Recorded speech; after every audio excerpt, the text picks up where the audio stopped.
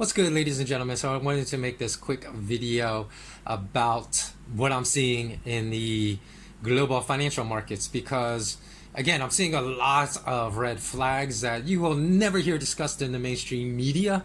I mean, other than on a superficial level, because I'm seeing a lot of the really troubling signs that I saw that led to, you can go to my blog at malamalama.com/WordPress and search for will U.S. stock markets crash now or later. And I wrote that article back in 2008, just 18 trading days before the U.S. market started crashing by and lost about 50% of its valuation. Now, I'm not saying we're 18 trading days away from a crash now, but it's important to note these items because just this past month, for the first time in well over 11 years, the U.S. Central Bank started offering overnight and 14-day term repurchase agreements that were at a minimum of $65 billion per day. Now, to put that in plain English for those that are not in the financial world, that basically meant the U.S. banking system was having huge cash problems in the banks being able to have the cash necessary to run day-to-day operations. So they needed an infusion of cash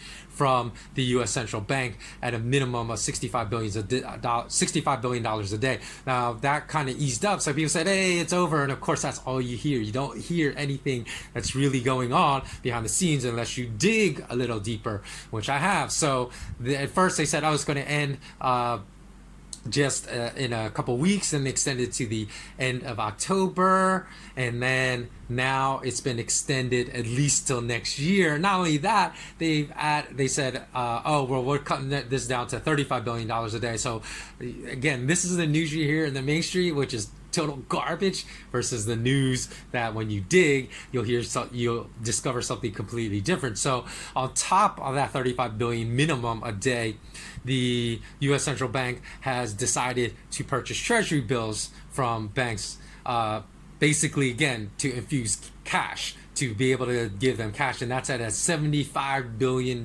minimum per day. So yeah, the $75 billion with $35 billion, so what does that come to? That comes to $110 billion per day, 20 business days a week. You're basically infusing on a cumulative basis. Now, I know a lot of this is overnight and short-term cash of just 14 days, but that's cumulatively you're infusing over $2 trillion of cash into the U.S. banking system. So why do we need it? Well, if you go to my blog, you can read about it, because I think that, and this has been proven, and I'm not going to go into it within the realm of this very short video, because already Catherine Austin Fitts, go look at her from Solari Corporation, as well as Antonio Maria Costa, from formerly the head of the United Nations Drug and Crime Division, had proven that basically almost all the cash in the global banking system comes from underworld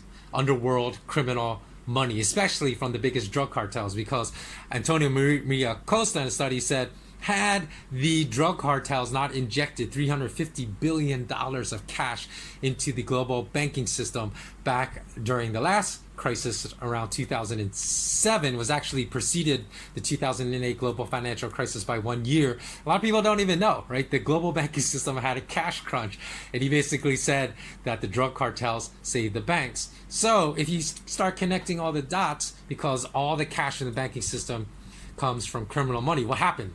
Was there some kind of severance between that working relationship between the criminal underworld and the global banking system? I believe actually that there was, and that's also, I believe, had something to do with the biggest at the time, the biggest drug cartel in Mexico, the Sinaloa drug cartel, and the drug lord El Chapo Guzman being extradited to the United States. And I also believe that has something to do with the attempts of the United States to now extradite his son, even though I know his son is running the cartel, but I believe it has something to do with some kind of fallout in their agreement of continuing to launder the cash that's necessary to run the global banking system through the global banks. Now, when you can't get cash, what happens when a Ponzi scheme is exposed? You ask for your cash and cannot get it, right? So what does this tell you about the nature of the global banking system? That's why the mainstream media, financial journalists at Bloomberg's and Reuters will never discuss this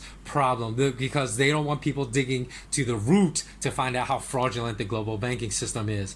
Now, the other signs that you see are UK bond fund managers that are also halting redemptions of funds. There was one that earlier this year froze all redemptions on about $24 billion worth of funds. Now, this also happened with a lot of hedge fund managers. They froze redemptions during the 2008 global financial crisis and didn't allow people to cash out their investments until their investments dropped by 30 or 40%. So there was a lot of anger back then. So that's the whole risk you take from participating in this global Ponzi scheme. You might not be able to get your cash out when you need it. Now, some of you also know I've spoken about in November of 2016 when Prime Minister Narendra Modi, who I think is just a puppet for the global bankers, when he froze, basically he invalidated all the 500,000 rupee notes in India, and which was 86% of the cash in circulation. So there are 600 million Indians that live where there's no bank, and cash is the entire bedrock of the lives of those people. So he basically put the lives of 600 million Indians in total hardship back then. And Modi said, well, I'm doing this because I'm fighting corruption. So all cash is black money and all cash is criminal money. But it turned out that he basically successfully, whether it was intended or not, just ran massive money laundering scheme for the entire country of India. Because even the Central Bank of India, the RBI, Reserve Bank of India, said that later that year in its annual report that 99%, or about $239 billion of cash, was successfully laundered through the system. Because all that happened, right, was that very sophisticated money laundering schemes sprang up after that declaration by Narendra Modi, and there are all kinds of schemes in which the banned notes were sold at a discount to brokers, then who dispatched an army of of poor Indians to deposit or exchange that money within the U.S. bank. They don't wait in line to exchange that money. They just hire people and probably paid them a very small amount of money to go take their money and wait in banks to either exchange that. So I'm not even sure how much money was deposited into the Indian banks as a result of that. But I also think that that was also to hide the fact that there was a cash liquidity problem in the whole banking system in India as well, because I think that was an effort to get cash returned into the system, because this is just a hypothesis. It hasn't been validated by anything in the news, but I really think that was an attempt to get, because the reason I say this is because Modi had tried that before, to try to get Indians to turn their gold into paper money and to deposit physical gold in returns for a certificate. And I believe they're just going to sell that gold off and get the cash because there's a cash liquidity problem. Again, this is just my speculation. I don't know if that was the real purpose of that, but that failed. So then when that failed, they had to say, oh, all this cash is going to be banned. And why?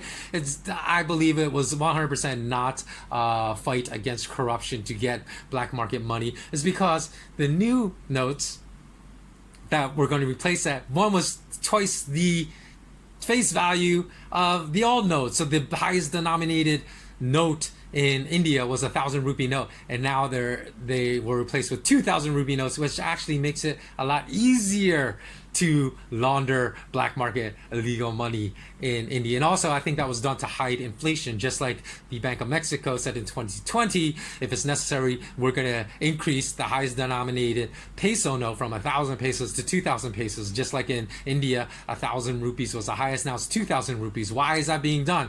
Because it's to hide inflation, because you're going to need bigger notes because the purchasing power of the rupees being destroyed by the Reserve Bank of India, and you're going to need to spend more money to buy the same items and services for daily survival. So that's what's really going on. So that just about wraps it up. I wanted to make this very quick video. Again, please don't forget to subscribe to my channel on YouTube.